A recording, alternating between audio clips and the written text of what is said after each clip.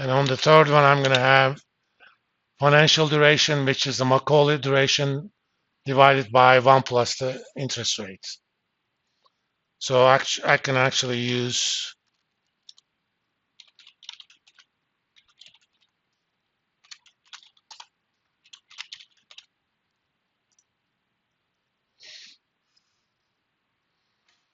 then all I have to do is tell Excel that those are the things you're going to return. And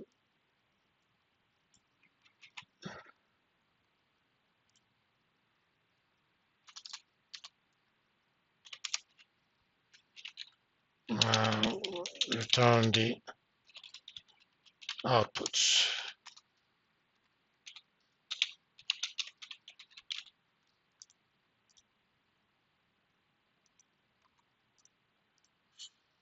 Remember, whatever that's return is return in the thing that's function's name. The reason I dimension this explicitly as two-dimensional, if I don't do it, Excel returns it on a row. I don't want that. I want it to return on a column. If you want it returned on a row, that's fine. Let's kind of work that now. Let's do our inputs template. This is bond slash mortgage value slash duration.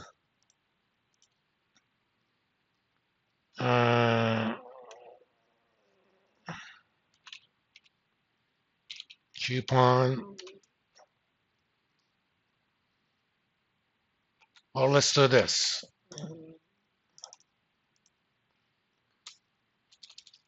This is bond value and duration. We're going to enter inputs in a different way. Coupon rate, let's say 7%.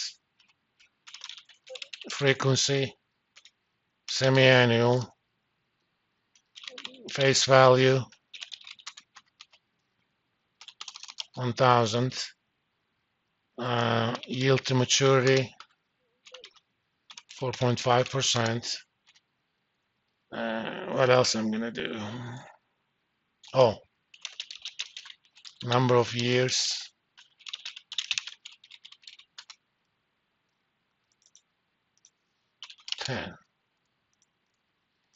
These are my inputs.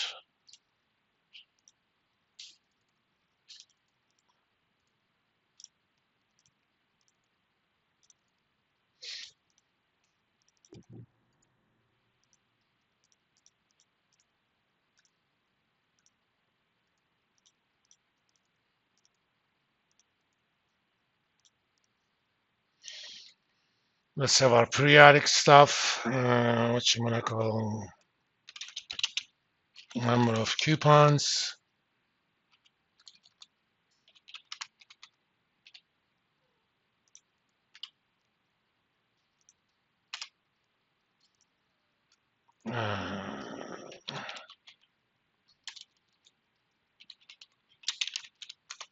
Coupon amount, coupon rate times face value divided by frequency,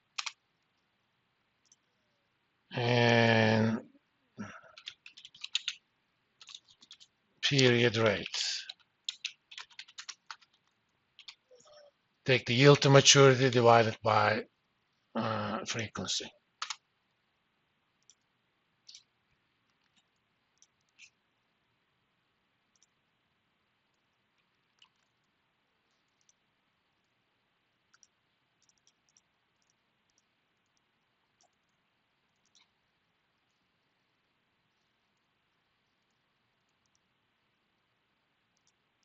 Okay. And the way I'm going to do these, value, Macaulay, financial.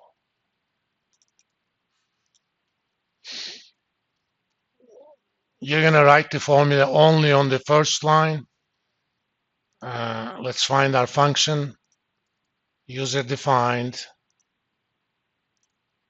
Let's enter our inputs. I pay is coupon amount. I rate is period rate. I pairs is number of coupons. I fins is face value.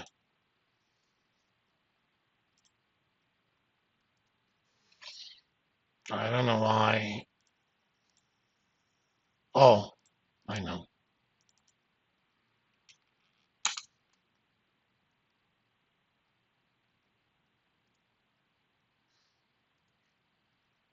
Why am I getting these things to be zero?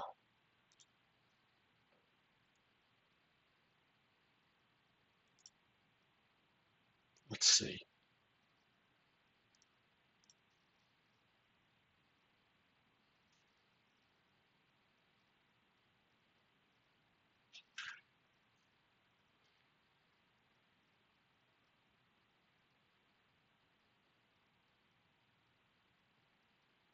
Oh, because CRR sum doesn't exist. That's why I do weird capitalizations on these things so that I could catch misspellings. Because I type everything in small case. Once you declare it with the weird capitalization, it reverts to that.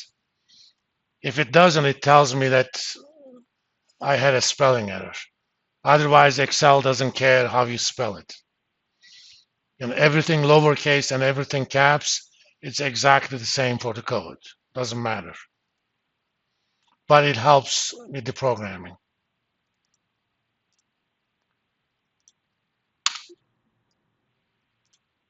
What?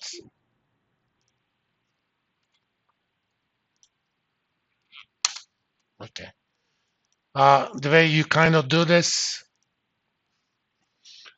if you're changing it later, uh, okay.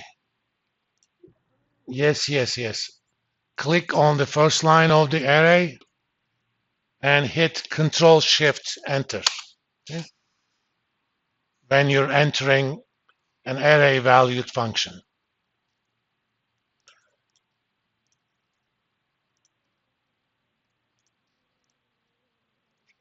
And let me see.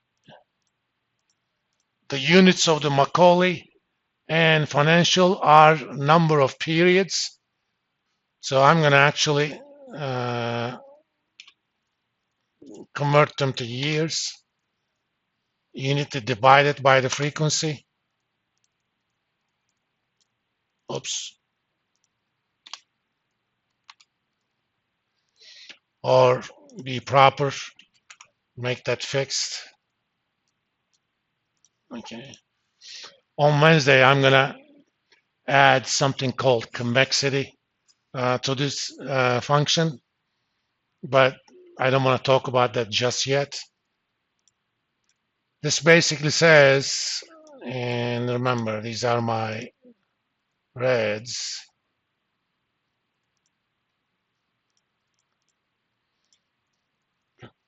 And let me make these pinkish.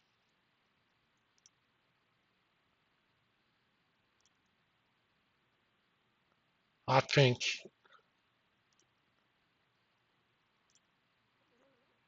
Okay.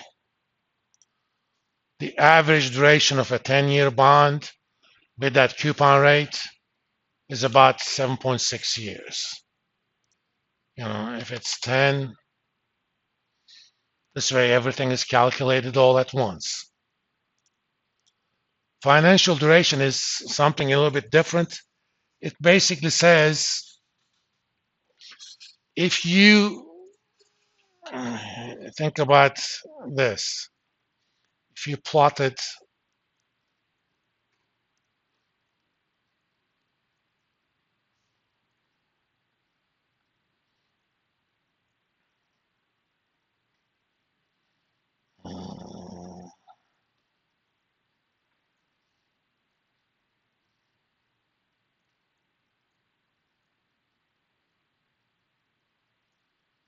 as the interest rate increases, value of this thing increases. Duration is, if I drew a tangent, let's say this is the current market interest rate. If I drew a straight line that was tangent to that curve at that point, slope of that straight line is the financial duration. I'm sorry, let's call this is log of the value. For very small changes, change in the value of the log is approximately equal to percentage change.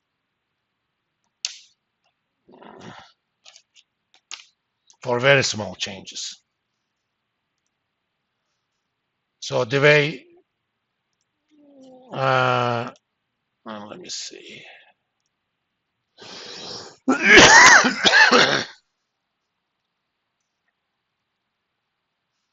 Think of it like this. In this case, financial duration numbers